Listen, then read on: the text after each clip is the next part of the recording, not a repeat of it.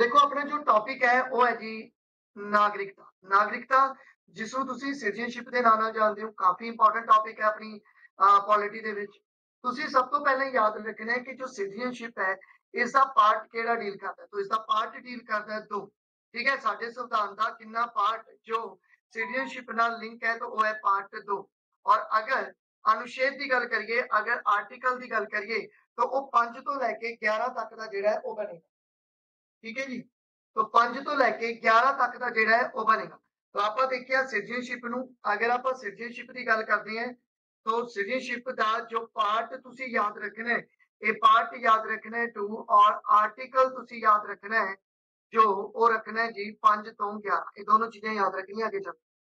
ਭਾਰਤ ਵਿੱਚ ਇਕਹਿਰੀ ਨਾਗਰਿਕਤਾ ਦਾ ਪ੍ਰਾਵਧਾਨ ਹੈ। ਤੁਹਾਨੂੰ ਪਤਾ ਹੀ ਹੈ ਕਿ ਆਪਣੇ ਇੰਡੀਆ ਦੇ ਵਿੱਚ ਸਿੰਗਲ ਸਿਟੀਜ਼ਨशिप ਜਿਹੜੀ ਹੈ ਉਹ ਪਾਈ ਜਾਂਦੀ। ਠੀਕ ਹੈ, ਸਿੰਗਲ ਸਿਟੀਜ਼ਨशिप ਦਾ ਮਤਲਬ ਕੀ ਹੈ ਕਿ ਦੇਖੋ ਅਗਰ ਮੈਂ यूएसए ਦੀ ਗੱਲ ਕਰਾਂ ਤਾਂ यूएसए ਦੇ ਵਿੱਚ ਕੀ ਹੁੰਦਾ ਹੈ ਕਿ ਅਗਰ ਕੋਈ ਵਿਅਕਤੀ यूएसए ਦਾ ਨਾਗਰਿਕ ਹੈ ਤਾਂ ਉਸ ਨੂੰ ਆਪਣੀ ਸਟੇਟ ਦੀ ਨਾਗਰਿਕਤਾ ਵੀ ਲੈਣੀ ਪੈਂਦੀ। ठीक है, लेकिन अपने इंडिया ਦੇ ਵਿੱਚ ऐसा कुछ नहीं है। अगर मैं इंडिया की गल करा तो अगर मैं इंडियन है, अगर मैं मेरे कोले इंडिया की नागरिकता है तो मैं ऑटोमैटिकली ही पंजाब का नागरिक रहांगा। मतलब मैनू स्टेट की नागरिकता जिहड़ी है लैण की जरूरत नहीं पैंदी। इस करके आपां कहंदे हां कि भारत विच इकहरी नागरिकता का प्रावधान है। और एक कॉन्सैप्ट आपां कित्थों लिता है? तो कॉन्सैप्ट आपां ब्रिटेन तो ही लिता है। देखो संविधान ਨੂੰ जो स्वीकार किया गया सी ਆਪਾਂ तो 26 नवंबर 1949 ਨੂੰ ਆਪਾਂ ਅਡਾਪਟ ਕੀਤਾ ਸੀਗਾ ਆਪਣੇ ਸੰਵਿਧਾਨ। और उस तो बाद 24 जनवरी 1950 ਨੂੰ आखिरी मीटिंग हुई सी और फिर 26 जनवरी 1950 ਨੂੰ ਆਪਾਂ ਇਸ ਨੂੰ ਲਾਗੂ करता सी अपने संविधान। लेकिन अगर मैं 26 नवंबर 1949 ਦੀ ही गल करा, अगर 26 नवंबर 1949 ਦੀ ही गल करा तो इस टाइम पीरियड ਦੇ ਵਿੱਚ ਆਪਾਂ संविधान के कुल 15 अनुच्छेदों को लागू करवा लिया। ठीक है, मतलब हजे आप संविधान अडॉप्ट किया सी लेकिन इस दे विच ही आपां कुल 15 अनुच्छेद भी लागू जिहड़े सीगे वो करते सी। और ये 15 अनुच्छेद जो लागू किए गए सीगे ये किन्हां नाल संबंधित सी? तो याद रखियो 15 अनुच्छेद जो है ये नागरिकता अते चोणां दे नाल संबंधित सी। क्योंकि आपां नूं पहला नागरिकता नाल संबंधित अते चोणां नाल संबंधित जिहड़ियां प्रोविजन सी वो चाहीदियां सी क्योंकि आपां 1952 ਦੇ ਵਿੱਚ जो इलेक्शन है वो करवाने सी। इस करके पहला तो ही आपां नूं ये चीज़ां चाहिदियां सी क्योंकि इलेक्शन वही वोट वही पाएगा जो नागरिक होएगा। ठीक है, तो इस करके आपां टोटल 15 अनुच्छेदां नूं शामिल किया। और अगर गल करिए 26 नवंबर 1949 ਨੂੰ ਕਿਹੜੇ नागरिकता ते अनुच्छेद शामिल किए गए साडे संविधान च तो वो 5 ਤੋਂ ਲੈ ਕੇ 9 तक सी। तो 5 ਤੋਂ 9 तक के जो आर्टिकल है ਉਹਨਾਂ ਨੂੰ ਆਪਾਂ ਪਹਿਲਾਂ ਹੀ ਆਪਣੇ ਸੰਵਿਧਾਨ ਦੇ ਵਿੱਚ ਲਾਗੂ ਜਿਹੜਾ ਸੀ ਕਰਵਾਤਾ ਸੀ 26 ਨਵੰਬਰ 1949। आई थिंक इतों तक ਤੁਹਾਨੂੰ समझ आ गई होगी। आर्टिकल की गल करिए क्योंकि आप 5 ਤੋਂ 9 आर्टिकल कहे हैं तो अनुच्छेद 5 के अनुसार आर्टिकल 5 के अनुसार ये कहा जाता है कि इस आर्टिकल 5 में जो नागरिकता दी है वो डेफिनेशन दी जाती है, परिभाषा दी जाती है। ठीक है, की कहा जाता है इस अनुच्छेद 5 ਦੇ ਵਿੱਚ तो नागरिकता कहते हैं कि कितने प्रकार की होती है। तो देखो नागरिकता दो प्रकार की होती है। एक गहरी नागरिकता होती है जो कि ब्रिटेन ਦੇ ਵਿੱਚ पाई जाती है जिन्हों एकल नागरिकता के नाम जाना जाता है। दूसरी दूरी नागरिकता जो कि अमेरिका ਦੇ ਵਿੱਚ पाई जाती है। सिंगल सिटीजनशिप और ड्यूल सिटीजनशिप का कॉन्सैप्ट होता है। तो दो तरह की नागरिकता तुहानू देखने को मिलती। क्लीयर होगी गल। उस तो बाद अगर आप गल करिए कि हर उस व्यक्ति को भारत का नागरिक मन्निया जाएगा, हर उस व्यक्ति को भारत का नागरिक मन्निया जाएगा जो संविधान के शुरू में भारत विच रह रहा सी। लेकिन वो की कंडीशन सीगियां उस व्यक्ति दियां जिसनों आपां भारत का नागरिक मनना है। ठीक है, तो अगली स्लाइड पे आप देखते हैं कि वो किहड़ियां कंडीशंस जिहड़ियां हैगियां ओह लगदियां। ਤੁਹਾਨੂੰ क्वेश्चन ये पूछा जा सकता है कि सिटीजनशिप का पार्ट की है, आर्टिकल की है। ਤੁਹਾਨੂੰ पूछा जा सकता है कि जो आप अपने इंडिया ਦੇ ਵਿੱਚ सिंगल सिटीजनशिप का कॉन्सैप्ट यूज करते हैं ये किहड़े देश तो बोरो किया है? तो बहुत इंपॉर्टेंट क्वेश्चन है। तो याद रखियो ब्रिटेन तो आप इस कॉन्सैप्ट ਨੂੰ बोरो किया सीगा। क्वेश्चन ये आ सकता है कि जी स्टार्टिंग ਦੇ ਵਿੱਚ ਆਪਾਂ किन्ने जो आर्टिकल सी किन्ने अनुच्छेद सीगे उन्हां ਨੂੰ स्वीकार कर लिया सीगा 26 नवंबर 1949 ਨੂੰ तो 15 सी। लेकिन अगर पूछ लें कि सिटीजनशिप नाल रिलेटेड किन्ने है तो वो सीगे 5 ਤੋਂ ਲੈ ਕੇ 9 तक। आई थिंक ये स्लाइड तुहानू जिहड़ी आ वो समझ आ गई होएगी। देखो उस तो बाद आप गल करिए तो उस तो बाद आप प्रोविजनस देख के आए सीगे। किहड़ियां-किहड़ियां प्रोविजनस देख के आए सी तो आप ये कहा सीगा कि भाई जो नागरिक होना चाहिए भारत का ਉਹਦੇ ਲਈ ਕੀ ਚੀਜ਼ਾਂ ਪਹਿਲਾ ਉਹ ਵਿਅਕਤੀ ਜੋ ਭਾਰਤ ਵਿੱਚ ਪੈਦਾ ਹੀ ਹੋਇਆ ਉਹ ਵਿਅਕਤੀ ਜੋ ਭਾਰਤ ਵਿੱਚ ਪੈਦਾ ਹੀ ਹੋਇਆ ਤਾਂ ਉਸ ਨੂੰ ਅਸੀਂ ਭਾਰਤ ਦਾ ਨਾਗਰਿਕ ਸਵੀਕਾਰ ਕਰ ਸਕਦੇ ਹਾਂ ਪਹਿਲੀ ਕੰਡੀਸ਼ਨ ਦੂਜੀ ਕੰਡੀਸ਼ਨ ਹੈ ਕਿ ਜਿਸ ਦੇ ਮਾਤਾ ਪਿਤਾ ਵਿੱਚੋਂ ਕੋਈ ਇੱਕ ਭਾਰਤ ਦਾ ਨਾਗਰਿਕ ਹੋਵੇ ਉਸ ਨੂੰ ਵੀ ਅਸੀਂ ਭਾਰਤ ਦਾ ਨਾਗਰਿਕ ਸਵੀਕਾਰ ਕਰ ਸਕਦੇ ਉਹ ਘੱਟੋ ਘੱਟ 5 ਸਾਲ ਤੋਂ ਭਾਰਤ ਵਿੱਚ ਨਿਵਾਸ ਕਰ ਰਿਹਾ ਹੋਵੇ ਤਾਂ ਉਸ ਕੰਡੀਸ਼ਨ ਦੇ ਵਿੱਚ ਵੀ ਅਸੀਂ ਕਿਸੇ ਨਾਗਰਿਕ ਨੂੰ ਭਾਰਤ ਦਾ ਨਾਗਰਿਕ ਸਵੀਕਾਰ ਕਰ ਸਕਦੇ ਉਹ 26 ਜਨਵਰੀ 1950 ਨੂੰ ਭਾਰਤ ਦਾ ਨਿਵਾਸੀ ਹੋਵੇ ਮਤਲਬ 26 ਜਨਵਰੀ 1950 ਨੂੰ ਉਹ ਭਾਰਤ ਦਾ ਨਿਵਾਸੀ ਹੋਏਗਾ ਤਾਂ ਉਸ ਨੂੰ ਅਸੀਂ ਜਿਹੜਾ ਹੈਗਾ ਉਹ ਭਾਰਤ ਦਾ ਨਾਗਰਿਕ ਸਵੀਕਾਰ ਕਰਨਾ ਉਹ ਵਿਅਕਤੀ ਜੋ 19 ਜੁਲਾਈ ਤੋਂ ਲੈ ਕੇ ਮਤਲਬ 19 ਜੁਲਾਈ 1948 ਤੋਂ ਪਹਿਲਾਂ ਠੀਕ ਹੈ 19 ਜੁਲਾਈ 1948 ਤੋਂ ਪਹਿਲਾਂ ਭਾਰਤ ਆਇਆ ਸੀ ਅਤੇ ਉਹ ਭਾਰਤ ਵਿੱਚ ਅੱਜ ਵੀ ਨਿਵਾਸ ਕਰਦਾ ਪਿਆ ਤਾਂ ਉਸ ਵਿਅਕਤੀ ਨੂੰ ਵੀ ਅਸੀਂ ਭਾਰਤ ਦਾ ਨਾਗਰਿਕ ਜਿਹੜਾ ਹੈਗਾ ਉਹ ਮੰਨ ਸਕਦੇ ਉਹ ਵਿਅਕਤੀ ਜਾਂ ਉਸਦੇ ਮਾਤਾ ਪਿਤਾ ਜਾਂ ਉਸਦੇ ਦਾਦਾ ਦਾਦੀ ਵੰਡ ਤੋਂ ਪਹਿਲਾਂ ਜੋ ਵੰਡ ਹੋਗੀ ਡਿਵਾਈਡੇਸ਼ਨ ਹੋਗੀ ਉਸ ਤੋਂ ਪਹਿਲਾਂ ਹਿੰਦੁਸਤਾਨ 'ਚ ਪੈਦਾ ਹੋਏ ਸੀ ਔਰ ਉਸ ਤੋਂ ਬਾਅਦ ਉਹ ਹਿੰਦੁਸਤਾਨ 'ਚ ਹੀ ਹੈ ਤਾਂ ਉਹਨਾਂ ਨੂੰ ਵੀ ਅਸੀਂ ਜਿਹੜਾ ਭਾਰਤ ਦੇ ਨਾਗਰਿਕ ਜਿਹੜਾ ਹੈਗਾ ਉਹ ਬਣਾ ਸਕਦੇ ਹਾਂ ਮਤਲਬ ਉਹਨਾਂ ਨੂੰ ਮੰਨ ਸਕਦੇ तो ये कुछ प्रोविजन सीगियां ये तुसी याद रखना है आर्टिकल 5 दियां हैगियां ठीक है कि आर्टिकल 5 च अगर किसी व्यक्ति अगर कोई व्यक्ति ये सारी कंडीशंस दे विचों कोई भी कंडीशंस पूरी करता है तो उसनु असीं भारत दा नागरिक जेड़ा हैगा वो मान सकते क्लियर जी आगे चलिए अगे है जी अपने कोले अनुच्छेद 6 अनुच्छेद 6 ਦੀ ਗੱਲ ਕਰੀਏ ਤਾਂ ਉਹਨਾਂ ਨਾਗਰਿਕਾਂ ਦੇ ਲਈ ਨਾਗਰਿਕਤਾ ਦਾ ਪ੍ਰਾਵਧਾਨ ਹੈ ਠੀਕ ਹੈ ਉਹਨਾਂ ਨਾਗਰਿਕਾਂ ਲਈ ਨਾਗਰਿਕਤਾ ਦਾ ਪ੍ਰਾਵਧਾਨ ਹੈ ਜੋ ਪਾਕਿਸਤਾਨ ਤੋਂ ਭਾਰਤ ਆਉਣ ਵਾਲੇ ਹਨ ਮਤਲਬ ਜੋ ਪਾਕਿਸਤਾਨ ਸੀਗੇ ਲੇਕਿਨ ਉਹ ਇੰਡੀਆ ਦੇ ਵਿੱਚ ਆਏ ਤਾਂ ਉਹਨਾਂ ਨੂੰ ਕਿਸ ਕੰਡੀਸ਼ਨ ਦੇ ਆਧਾਰ ਤੇ ਆਪਾਂ ਜਿਹੜੀਆਂ ਭਾਰਤ ਦੀ ਨਾਗਰਿਕਤਾ ਦੇਣੀ ਹੈ ਦੇਖੋ ਉਹ ਵਿਅਕਤੀ ਜੋ 19 ਜੁਲਾਈ 1948 ਤੋਂ ਬਾਅਦ ਆਇਆ ਠੀਕ ਹੈ 19 ਜੁਲਾਈ 1948 ਤੋਂ ਬਾਅਦ ਆਇਆ ਅਤੇ ਭਾਰਤ ਵਿੱਚ 6 ਮਹੀਨੇ ਰਹਿਣ ਤੋਂ ਬਾਅਦ ਉਸਨੇ ਆਪਣੀ ਰਜਿਸਟ੍ਰੇਸ਼ਨ ਕਰਵਾਈ ਐਜ਼ ਅ ਇੰਡੀਅਨ ਆਪਣਾ ਪੰਜੀਕਰਨ ਕਰਵਾਇਆ ਤਾਂ ਉਹ ਭਾਰਤ ਦੀ ਨਾਗਰਿਕਤਾ ਗ੍ਰਹਿਣ ਕਰ ਸਕਦਾ ਪਹਿਲੀ ਕੰਡੀਸ਼ਨ ਦੇ ਵਿੱਚ ਆਪਾਂ 19 ਜੁਲਾਈ 1948 ਤੋਂ ਪਹਿਲਾਂ ਵਾਲੇ ਵਿਅਕਤੀਆਂ ਨੂੰ ਇਹ ਮੰਨਿਆ ਸੀਗਾ ਕਿ ਅਸੀਂ ਭਾਰਤ ਦੇ ਨਾਗਰਿਕ ਉਹਨਾਂ ਨੂੰ ਮੰਨਾਂਗੇ ਲੇਕਿਨ ਇੱਥੇ 19 ਜੁਲਾਈ 1948 ਤੋਂ ਬਾਅਦ ਦੀ ਗੱਲ ਕਰਦੇ ਪਏ ਕਿ ਬਾਅਦ ਵਿੱਚ ਅਗਰ ਕੋਈ ਆਇਆ ਪਾਕਿਸਤਾਨ ਤੋਂ ਆ ਕੇ ਇੰਡੀਆ ਦੇ ਵਿੱਚ ਰਿਹਾ 6 ਮਹੀਨੇ ਇੰਡੀਆ ਵਿੱਚ ਰਿਹਾ ਔਰ ਉਸਨੇ ਆਪਣੀ ਰਜਿਸਟ੍ਰੇਸ਼ਨ ਕਰਵਾਈ ਤਾਂ ਉਸ ਨੂੰ ਵੀ ਅਸੀਂ ਜਿਹੜਾ ਭਾਰਤ ਦਾ ਨਾਗਰਿਕ ਜਿਹੜਾ ਉਹ ਸਵੀਕਾਰ ਕਰਾਂਗੇ ਕਲੀਅਰ ਹੋਈ तो अनुच्छेद 5 ਅਤੇ अनुच्छेद 6 ਦੀ ਆਪਾਂ ਗੱਲ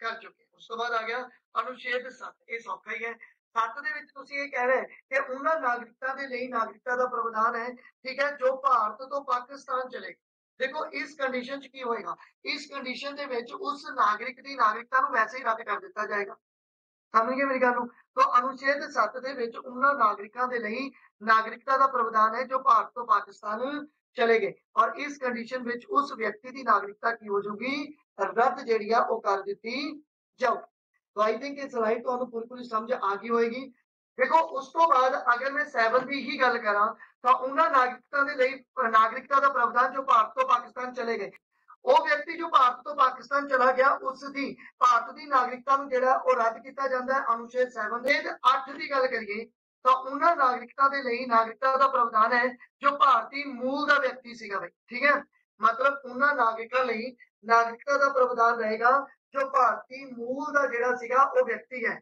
ਅਗਰ ਕੋਈ ਵਿਅਕਤੀ ਜਾਂ ਉਸਦੇ ਮਾਤਾ ਪਿਤਾ ਜਾਂ ਦਾਦਾ ਦਾਦੀ ਵੰਡ ਤੋਂ ਪਹਿਲਾਂ ਭਾਰਤ ਵਿੱਚ ਪੈਦਾ ਹੋਇਆ ਹੋਵੇ ਅਤੇ ਉਹ ਭਾਰਤ ਤੋਂ ਬਾਹਰ ਨਿਵਾਸ ਕਰ ਰਿਹਾ ਹੋਵੇ ਤਾਂ ਉਹ ਪੰਜੀਕਰਨ ਦੇ ਦੁਆਰਾ ਪੰਜੀਕਰਨ ਮਤਲਬ रजिस्ट्रेशन के द्वारा नागरिकता जोड़ा है वो ग्रहण कर सकता कंडीशन की है अनुच्छेद अगर मैं 8 की गल करा तो इस की कहता है कि उन्होंने नागरिकता के लिए नागरिकता का प्रावधान है जो भारतीय मूल के व्यक्ति हैं और भारतीय मूल के व्यक्ति अगर कोई व्यक्ति या उसके माता पिता या दादा दादी वंड तो पहला भारत में पैदा होया सीगा है ना और वो भारत तो बाहर हुण निवास कर ठीक है हुण वो भारत में नहीं है लेकिन वो भारत तो बाहर निवास कर रहे तो लेकिन उसने अपनी रजिस्ट्रेशन करवा के भारत की नागरिकता लीती है तो उस कंडीशन दे विच भी असीं उस नूं भारत का नागरिक जिहड़ा हैगा वो मनदे तो ये चीज तुसीं याद जिहड़ी आ वो रखनी है अगर मैं नागरिकता की गल करा नागरिकां की गल करा तो एक भारत के नागरिक हुंदे ने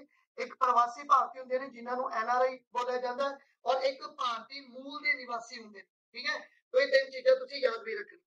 उस तो बाद अनुच्छेद 9 के अनुसार गल करिए तो इसके अनुसार की है कि भारत के किसी भी नागरिक द्वारा किसी दूसरे देश की नागरिकता ग्रहण करते उसकी भारत की नागरिकता जी है और रद्द कर दी जाती।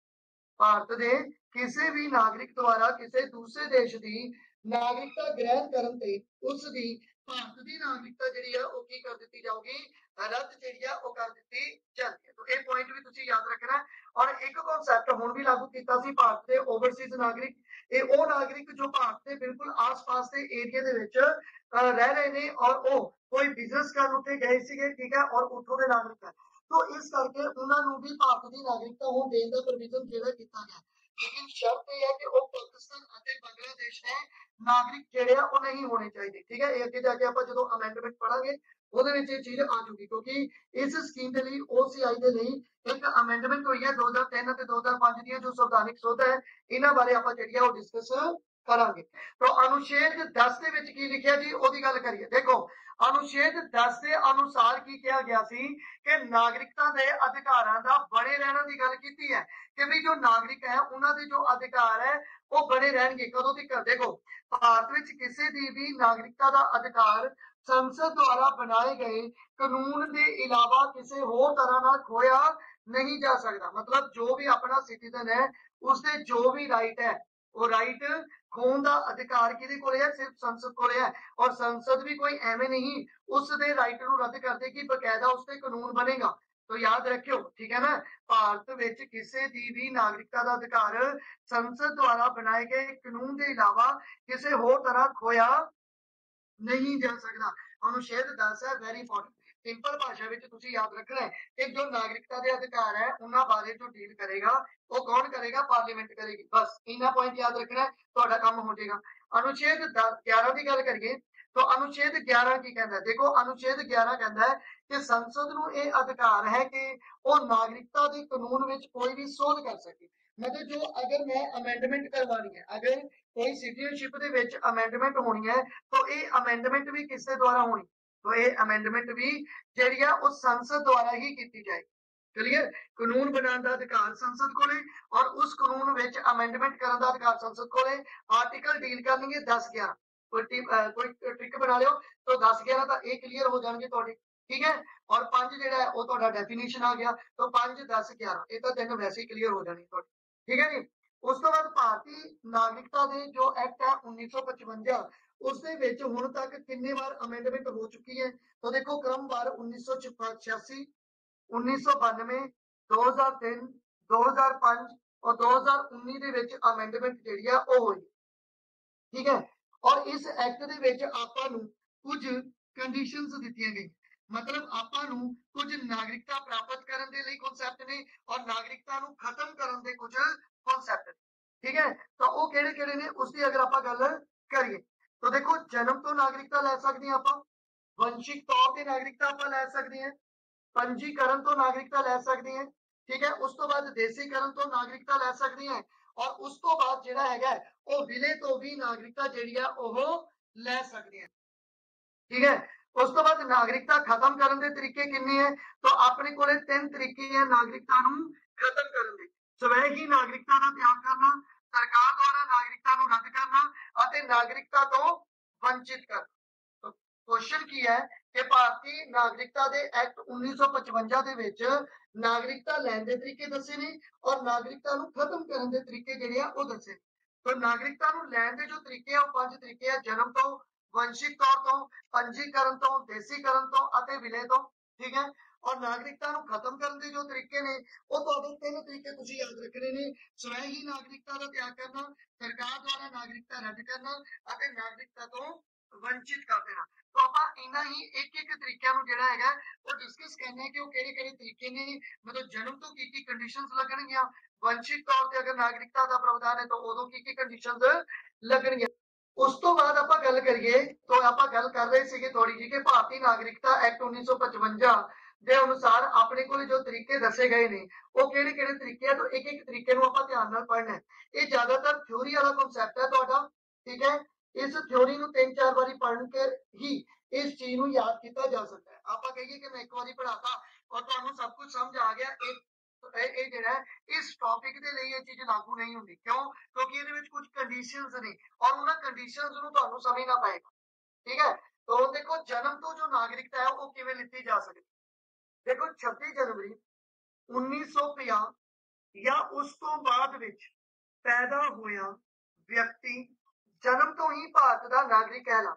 तो एक क्वेश्चन तो सौखा तुहाडे लई कि 26 जनवरी 1950 तो बाद मेरा जन्म इंडिया च होया सी, इस करके मैं ऑटोमैटिकली ही भारत का नागरिक। क्लियर होगी गल?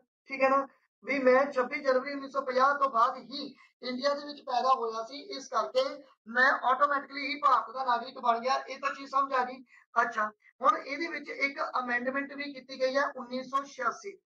ਤਾਂ 1986 ਚ ਅਮੈਂਡਮੈਂਟ ਕਿਉਂ ਕਰਨੀ ਪਈ? ਉਹ ਇਸ ਕਰਕੇ ਕਿਉਂਕਿ ਆਪਾਂ ਇਹ ਕਿਹਾ ਕਿ ਭਾਰਤ ਵਿੱਚ ਪੈਦਾ ਹੋਣ ਵਾਲਾ ਵਿਅਕਤੀ ਜੋ 26 जनवरी 1950 ਤੋਂ ਬਾਅਦ ਪੈਦਾ ਹੋਇਆ ਉਹ ਨਾਗਰਿਕ ਬਣ ਜਾਏਗਾ। ਲੇਕਿਨ ਕੋਈ ਫੋਰਨਰ ਸੀ ਔਰ ਉਹ ਇੰਡੀਆ ਵਿੱਚ ਆਏ ਤਾਂ ਉੱਥੋਂ ਉਹਨਾਂ ਫੋਰਨਰ ਤੋਂ ਕੋਈ ਇੱਕ ਬੱਚਾ ਪੈਦਾ ਹੋਇਆ, ਲੇਕਿਨ ਉਹ 26 जनवरी 1950 ਤੋਂ ਬਾਅਦ ਹੀ ਪੈਦਾ ਹੋਇਆ ਇੰਡੀਆ 'ਚ, तो ਕੀ ਉਸਨੂੰ ਵੀ ਨਾਗਰਿਕਤਾ ਮਿਲੂਗੀ? तो नहीं मिलूगी ना। तो ਇੱਥੇ ਹੀ ਇੱਕ ਅਮੈਂਡਮੈਂਟ ਦੀ ਜ਼ਰੂਰਤ ਪੈਂਦੀ ਹੈ। 1986 ਦਾ ਨਾਗਰਿਕਤਾ ਸੰਸ਼ੋਧਨ ਐਕਟ ਆਇਆ। ਇਸ ਦੇ ਵਿੱਚ ਭਾਰਤ ਵਿੱਚ ਪੈਦਾ ਹੋਇਆ ਉਹੀ ਵਿਅਕਤੀ ਭਾਰਤ ਦਾ ਨਾਗਰਿਕ ਕਿਹਾ ਜਾਵੇਗਾ ਜਿਸ ਦੇ ਮਾਤਾ ਪਿਤਾ ਜਾਂ ਦੋਨਾਂ ਵਿੱਚੋਂ ਕੋਈ ਇੱਕ ਭਾਰਤ ਦਾ ਨਾਗਰਿਕ ਹੋਏਗਾ।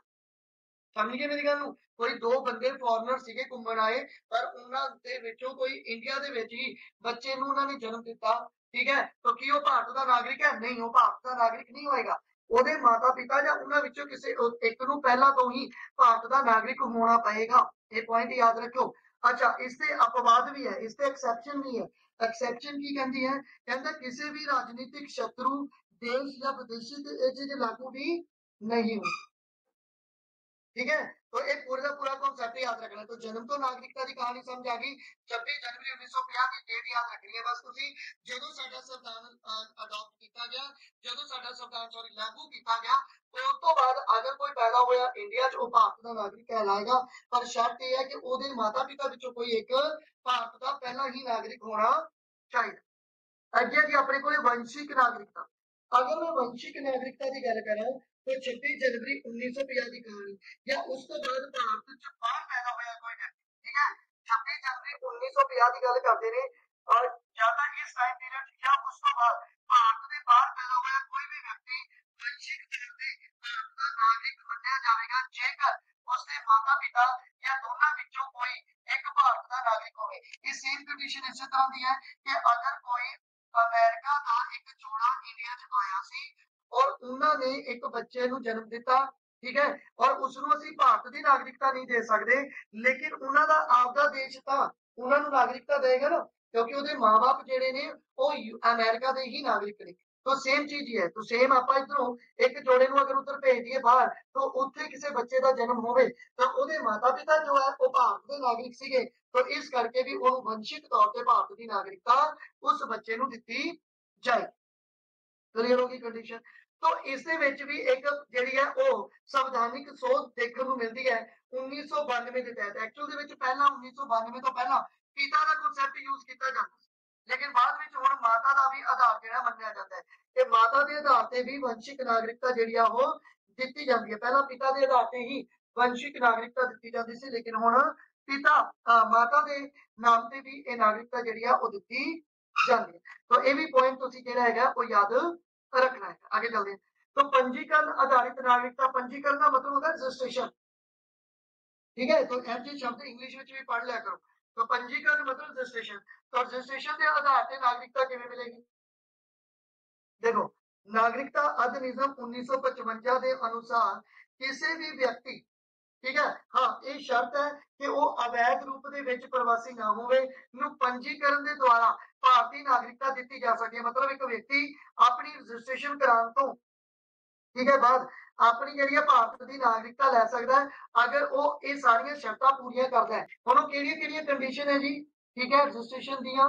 तो देखो, नागरिकता अधिनियम 1955 के अनुसार व्यक्ति जो पंजीकरण करवाएगा उसको असीं भारत का नागरिक मन्नांगे, बट वो इस श्रेणी का होवे, किस श्रेणी का होवे, वो भारतीय मूल का व्यक्ति होना चाहिए, ਅਤੇ ਪੰਜੀਕਰਨ ਦੇ ਆਵੇਦਨ ਤੋਂ ਪਹਿਲਾਂ ਮਤਲਬ ਰਜਿਸਟ੍ਰੇਸ਼ਨ ਦੇ ਆਵੇਦਨ ਤੋਂ ਪਹਿਲਾਂ 7 ਸਾਲ ਤੋਂ ਭਾਰਤ ਵਿੱਚ ਰਹਿ ਰਿਹਾ ਹੋਵੇ, ਠੀਕ ਹੈ, ਅਤੇ ਪਿਛਲੇ 12 ਮਹੀਨੇ ਤੋਂ ਲਗਾਤਾਰ ਰਹਿ ਰਿਹਾ ਹੋਵੇ ਅਤੇ ਪਿਛਲੇ 8 ਸਾਲਾਂ ਵਿੱਚ ਉਹ ਘੱਟੋ ਘੱਟ 6 ਸਾਲ ਭਾਰਤ ਵਿੱਚ ਨਿਵਾਸ ਕਰੇ, ਠੀਕ ਹੈ। ਹੁਣ ਇਹ ਕਹਾਣੀ ਕੀ ਬਣ ਗਈ, ਕਿੱਥੇ 7 ਕਿੱਥੇ 12 ਮਹੀਨੇ, ਕਿੱਥੇ 8 ਸਾਲ ਤੇ ਕਿੱਥੇ 6 ਸਾਲ। ਹੁਣ ਦੇਖੋ ਧਿਆਨ ਨਾਲ ਸਮਝੋ ਉਹ ਕੀ ਕਹਿੰਦੇ ਪਏ ਆ। ਉਹ ਕਹਿੰਦੇ ਪਏ ਆ ਕਿ 7 ਸਾਲ ਟੋਟਲ ਦੱਸਦੇ ਨੇ, ਟੋਟਲ 8 ਸਾਲਾਂ ਦਾ ਟਾਈਮ ਦੇਗਾ। ਇਹ ਚੇਂਜ ਹੋ ਗਿਆ ਬਟ ਆਪਾਂ ਦੇਖਦੇ ਟੋਟਲ 8 ਸਾਲਾਂ ਦਾ ਟਾਈਮ ਹੈ ਪਹਿਲੀ ਕੰਡੀਸ਼ਨ। ਦੂਜੀ ਕੰਡੀਸ਼ਨ ਇਸ 8 ਸਾਲਾਂ ਦੇ ਵਿੱਚ ਉਹ, ਠੀਕ ਹੈ, ਪਹਿਲਾਂ ਮਤਲਬ ਆਵੇਦਨ ਤੋਂ ਪੰਜੀਕਰਨ ਦੇ ਲਈ ਪੰਜੀਕਰਨ ਕਰੇਗਾ, ਲੇਕਿਨ ਪੰਜੀਕਰਨ ਤੋਂ ਪਹਿਲਾਂ 7 ਸਾਲ ਜਿਹੜੇ ਆ ਉਹ ਇੰਡੀਆ ਦੇ ਵਿੱਚ ਉਸਨੇ ਗੁਜ਼ਾਰੇ ਹੈ, ਠੀਕ ਹੈ। ਲੇਕਿਨ ਇਹ ਜਿਹੜਾ 1 ਸਾਲ ਦਾ ਗੈਪ ਹੈ ਉਹ 12 ਮਹੀਨੇ ਬਣਨਗੇ, ਮਤਲਬ 12 ਮਹੀਨੇ ਤੋਂ ਉਹ ਲਗਾਤਾਰ ਰਹਿ ਰਿਹਾ 7 साल है, लेकिन 1 साल वो रेगुलर रहेगा, छुट्टी नहीं मारेगा, ठीक है, फॉरन नहीं जाएगा, इंडिया ਦੇ ਵਿੱਚ रेगुलर रहेगा, तो टोटल बन गए 8 साल। एक कंडीशन समझ आ गई। ਹੁਣ ਇਹ टोटल 8 ਸਾਲਾਂ ਦੇ ਵਿੱਚ, ठीक है, कम से कम ਉਹ 6 ਸਾਲ ਭਾਰਤ ਵਿੱਚ ਨਿਵਾਸ ਵੀ ਕਰੇ। ਮਤਲਬ ਇਹ ਜੋ ਟੋਟਲ 8 ਸਾਲ ਦਾ ਟਾਈਮ ਹੈ, ਅਗਰ ਆਪਾਂ ਇਸ ਦਾ ਇੰਡੀਆ ਦਾ ਟਾਈਮ ਕੱਢੀਏ ਕਿ ਉਹ ਫੋਰਨ 'ਚ ਛੁੱਟੀ ਮਨਾਉਣ ਵੀ ਗਿਆ, ਠੀਕ ਹੈ, ਕੁਝ ਟਾਈਮ ਉਹ ਫੋਰਨ 'ਚ ਵੀ ਲਾ ਕੇ ਆਇਆ, ਫਿਰ ਇੰਡੀਆ 'ਚ ਆ ਗਿਆ, तो अगर आप उनकी छुट्टियां फॉरन वालियां कट दिए तो वो 6 साल बनने चाहिए, वो 6 साल बनने चाहिए। तो इस कंडीशन ਨੂੰ ਪੂਰਾ ਕਰਦਾ ਹੋਵੇ ਤਾਂ ਉਸ ਨੂੰ ਅਸੀਂ ਪੰਜੀਕਰਨ ਦੇ ਆਧਾਰ ਤੇ ਨਾਗਰਿਕਤਾ ਦੇ ਸਕਦੇ। क्लियर होगी गल। तो ये पॉइंट याद रखना, बहुत इंपॉर्टेंट पॉइंट है। अगे चलते हैं जी। भारतीय नागरिकता दे नागरिक दे नाल ब्याह कीता व्यक्ति जो पंजीकरण तो पहला घट्टो घट 7 साल तो भारत में रहेगा। मान लो एक लड़के ने या लड़की ने, ठीक है, मैरिज करवाई इंडिया दे विच और मैरिज करवाने तो बाद वो भारत में 7 साल रही और उस तो बाद उन्हें अपनी रजिस्ट्रेशन करवाई तो उसनू भारत की नागरिकता जिहड़ी है वो दित्ती जा सकती, ठीक है। तो ये पॉइंट भी तुसीं याद रखो। ਭਾਰਤੀ ਨਾਗਰਿਕਾਂ ਦੇ ਨਾਬਾਲਿਗ ਬੱਚੇ ਵੀ ਇਸ ਸ਼੍ਰੇਣੀ ਵਿੱਚ ਸ਼ਾਮਲ ਕੀਤੇ ਜਾਂਦੇ ਹਨ। ਮਤਲਬ ਭਾਰਤੀ ਨਾਗਰਿਕ ਹੈ, ਉਹਦਾ ਕੋਈ ਨਾਬਾਲਿਗ ਬੱਚਾ ਹੈ ਤਾਂ ਉਸ ਨੂੰ ਵੀ ਰਜਿਸਟ੍ਰੇਸ਼ਨ ਦੇ ਆਧਾਰ ਤੇ ਹੀ ਜਿਹੜਾ ਉਹ ਨਾਗਰਿਕਤਾ ਜਿਹੜੀ ਆ ਉਹ ਦਿੱਤੀ ਜਾਏਗੀ, ਪੰਜੀਕਰਨ ਦੇ ਆਧਾਰ ਤੇ ਨਾਗਰਿਕਤਾ ਦਿੱਤੀ ਜਾਏਗੀ। ਉਹ ਵਿਅਕਤੀ ਜਿਸ ਦੇ ਮਾਤਾ ਪਿਤਾ ਪਹਿਲਾਂ ਤੋਂ ਹੀ ਨਾਗਰਿਕਤਾ ਦੇ ਲਈ ਪੰਜੀਕਰਨ ਹੋਣ, मतलब माँ बाप ने पहला ही रजिस्ट्रेशन करवाई है। अगर ਉਹਦੇ माँ बाप ने पहले ही रजिस्ट्रेशन करवाई, ਇਹਦਾ मतलब ਇਹ ਹੋਇਆ ਕਿ ਉਹ ਪਹਿਲੀਆਂ ਕੰਡੀਸ਼ਨਸ ਪੂਰੀਆਂ ਕਰਦੀ ਹੈ।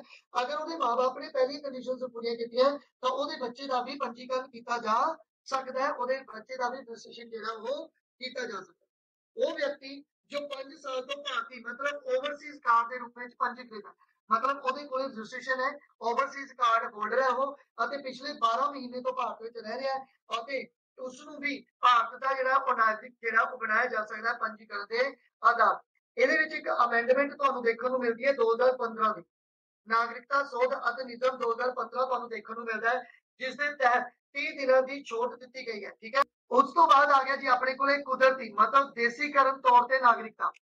ਅਗਰ ਆਪਾਂ ਦੇਸੀਕਰਨ ਤੌਰ ਤੇ ਨਾਗਰਿਕਤਾ ਦੀ ਗੱਲ ਕਰੀਏ ਤਾਂ ਅਗਰ ਕੋਈ ਵਿਅਕਤੀ 14 ਸਾਲਾਂ ਵਿੱਚ ਘੱਟੋ ਘੱਟ 11 ਸਾਲਾਂ ਤੋਂ ਭਾਰਤ ਵਿੱਚ ਰਹਿ ਰਿਹਾ ਹੋ, ठीक है, कुदरती है देसीकरण के अनुसार मतलब नेचर के अकॉर्डिंग, ठीक है। अगर कोई व्यक्ति 14 साल ਦੇ ਵਿੱਚ ਘੱਟੋ ਘੱਟ 11 ਸਾਲ ਤੋਂ ਭਾਰਤ ਵਿੱਚ ਰਹਿ ਰਿਹਾ ਹੋਵੇ ਤਾਂ ਉਹ ਆਪਣੇ ਦੇਸ਼ ਦੀ ਨਾਗਰਿਕਤਾ ਛੱਡ ਕੇ ਭਾਰਤ ਦੀ ਨਾਗਰਿਕਤਾ ਗ੍ਰਹਿਣ ਕਰ ਸਕਦਾ, ਠੀਕ ਹੈ। तो वो अपने अकॉर्डिंग ਜਿਹੜਾ ਇਹ ਚੀਜ਼ ਕਰ ਸਕਦਾ ਹੈ, ਪਰ ਉਸ ਨੂੰ ਵੀ ਆਪਣਾ ਇੱਕ ਰਜਿਸਟ੍ਰੇਸ਼ਨ ਕਰਵਾਉਣੀ ਪਏਗੀ। ਪਰ ਆਵੇਦਨ ਤੋਂ ਪਹਿਲਾਂ ਉਹ ਘੱਟੋ ਘੱਟ 12 ਮਹੀਨੇ ਤੋਂ ਭਾਰਤ ਵਿੱਚ ਰਹਿ ਰਿਹਾ ਹੋਵੇ, ਰੈਗੂਲਰ ਰਹਿ ਰਿਹਾ ਹੋਵੇ, ਉਹ 8 ਸਾਲਾਂ ਵਾਲਾ ਟਾਈਮ ਪੀਰੀਅਡ ਹੈਗਾ, ਠੀਕ ਹੈ, ਭਾਰਤ ਵਿੱਚ ਰਹਿ ਰਿਹਾ ਹੋਵੇ ਅਤੇ ਇਸ ਤੋਂ ਇਲਾਵਾ ਸੰਵਿਧਾਨ ਵਿੱਚ ਵਰਣਿਤ ਕਿਸੇ 22 ਭਾਸ਼ਾਵਾਂ ਵਿੱਚ ਕਿਸੇ ਇੱਕ ਦਾ ਉਹਨੂੰ ਗਿਆਨ ਹੋਣਾ ਚਾਹੀਦਾ। ਤਾਂ 11 ਸਾਲਾਂ ਦੇ ਵਿੱਚ ਜਾਂ 8 ਸਾਲਾਂ ਦੇ ਵਿੱਚ ਉਸ ਵਿਅਕਤੀ ਨੂੰ ਇਹ ਗਿਆਨ ਹੋ ਹੀ ਜਾਂਦਾ, ਕਿਸੇ ਨਾ ਕਿਸੇ ਇੱਕ ਭਾਸ਼ਾ ਨੂੰ ਉਹ ਸਿੱਖ ਹੀ ਲੈਂਦਾ। तो इस करके ਉਸ ਨੂੰ ਕੁਦਰਤੀ ਤੌਰ ਤੇ ਜਾਂ ਦੇਸੀਕਰਨ ਤੇ ਵੀ ਨਾਗਰਿਕਤਾ ਜਿਹੜੀ ਆ ਉਹ ਦਿੱਤੀ ਜਾ ਸਕਦੀ। ਨਾਗਰਿਕਤਾ ਸੋਧ ਅਧਿਨਿਯਮ ਦੀ ਗੱਲ ਕਰੀਏ ਤਾਂ 2019 ਦੇ ਅਨੁਸਾਰ ਇਸ ਅਵਧੀ ਨੂੰ 11 ਸਾਲ ਤੋਂ ਘਟਾ ਕੇ ਕਿੰਨਾ ਕਰਤਾ ਜੀ, 5 ਸਾਲ ਕਰਤਾ। तो ਇਹਦੀ ਇੱਕ ਅਮੈਂਡਮੈਂਟ ਯਾਦ ਰੱਖਣੀ। जो व्यक्ति 31 दिसंबर 2014 या उस तो पहला भारत आया और वो देसीकरण के द्वारा भारत की नागरिकता हासिल कर सकता, ठीक है। तो टाइम पीरियड जिन्ना बनता उसके अकॉर्डिंग ये चीज लागू हो जाए। नागरिकता सोध अधिनियम 2019 की गल करा, इसके अनुसार 11 साल का टाइम पीरियड आज 11 साल का टाइम पीरियड दिता सी, एक घटा के कितना करता 5 साल का टाइम पीरियड करता। और ये किन्ना दे लई लागू की गई सी, केवल हिंदू सिख ईसाई जैन बौद्ध ਅਤੇ ਪਾਰਸੀ ਸਮੁਦਾਇ ਦੇ ਲਈ ਇਹ ਲਾਗੂ ਕੀਤੀ ਗਈ ਸੀ ਜੋ ਮੁਸਲਿਮ ਦੀਆਂ ਕੰਟਰੀ ਦੇ ਵਿੱਚ ਨਹੀਂ ਰਹਿੰਦੇ।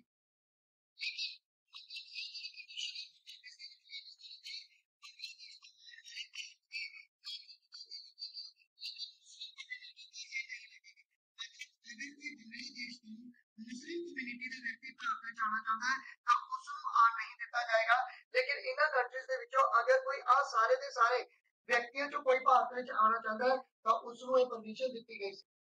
अगे चलो जी, उस तो बाद आ गया अपने को विले तो नागरिकता जी। विले मतलब किसी एरिए नूं कब्जा कर लेना।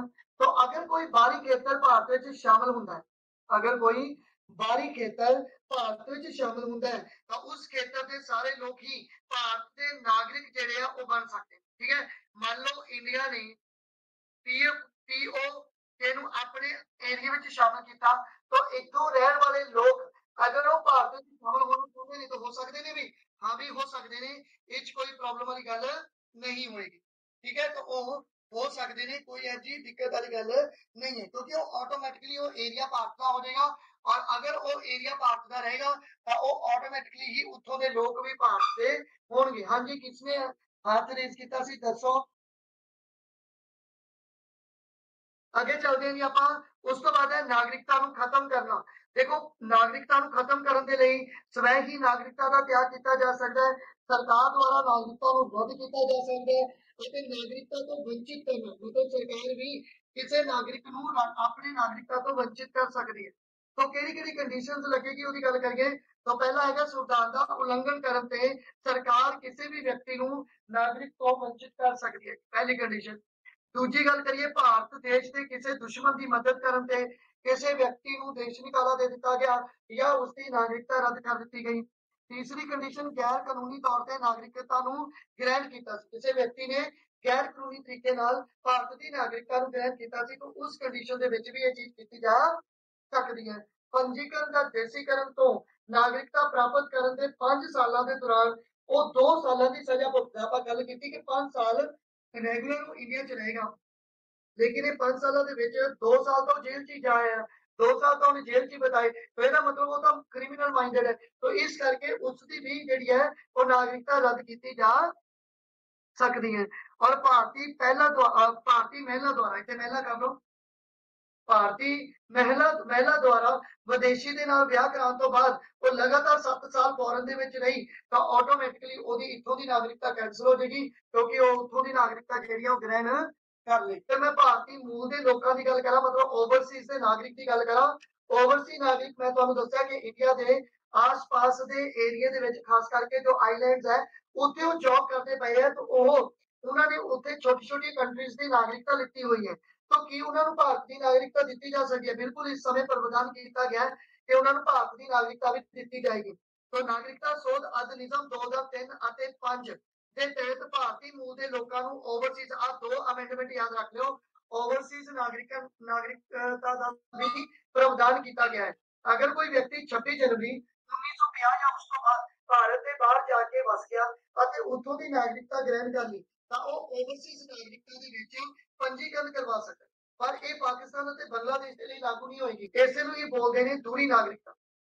ਇਹਦਾ ਮਤਲਬ ਓਵਰਸੀਜ਼ ਨੂੰ ਦੂਰੀ ਨਾਗਰਿਕਤਾ ਦਿੱਤੀ ਜਾ ਸਕਦੀ ਹੈ। ਠੀਕ ਹੈ, OCI ਕਾਰਡ ਹੋਲਡਰ ਭਾਰਤ ਵਿੱਚ ਬਿਨਾਂ ਵੀਜ਼ਾ ਦੇ ਆ ਜਾ ਸਕਦੇ ਹਨ, ਪਰ ਇਹਨਾਂ ਨੂੰ ਮਤਦਾਨ ਦਾ ਅਧਿਕਾਰ ਜਿਹੜਾ ਹੈ ਉਹ 300 ਆਰਟੀਕਲ 26 ਦੇ ਵਿੱਚ ਤੁਹਾਨੂੰ ਪਤਾ ਹੀ ਹੈ ਤੇ ਅਫਸਰ ਦੀ ਸਮਾਨਤਾ ਅਨੁਛੇਦ 16 ਨਹੀਂ ਦਿੱਤੀ ਜਾਏਗੀ। ठीक है, तो ये पॉइंट तुझे याद रखना है। और उस तो बाद नागरिकता शोध अधिनियम 2015 के तहत PIO कार्ड होल्डर ਨੂੰ OCI ਵਿੱਚ ਮਿਲਾ ਦਿੱਤਾ ਗਿਆ ਹੁਣ। ठीक है, इको ही हो गया और NRI ਨੂੰ भी मतदान का अधिकार देता है, मतलब जो NRI है ये भी वोटर पा सकते हैं।